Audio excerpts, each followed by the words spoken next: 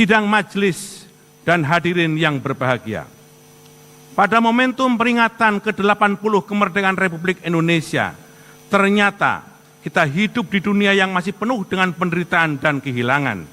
Di tengah kebahagiaan kita, jutaan manusia di belahan bumi lain justru kehilangan hak-hak dasarnya, yakni hak untuk hidup, hak untuk memiliki rumah, bahkan hak untuk menyambut masa depan. Saat ini, kita menyaksikan ketegangan yang meningkat di berbagai belahan dunia, seperti di Timur Tengah, khususnya antara Iran dan Israel.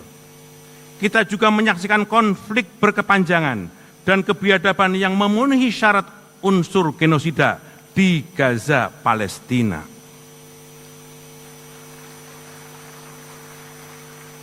Hampir 100.000 nyawa melayang, mayoritas mereka adalah perempuan dan anak-anak, dan rumah sakit serta sekolah hancur menyisakan puing-puing keputusasaan.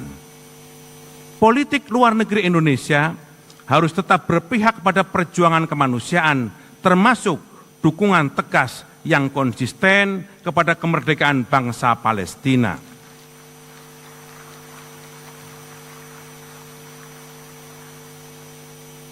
Kita telah membuktikan komitmen itu melalui berbagai forum internasional seperti Konferensi Asia Afrika, Gerakan Non-Blok yang menjadi monumen internasional dan kini menjadi inspirasi bagi banyak bangsa-bangsa di dunia.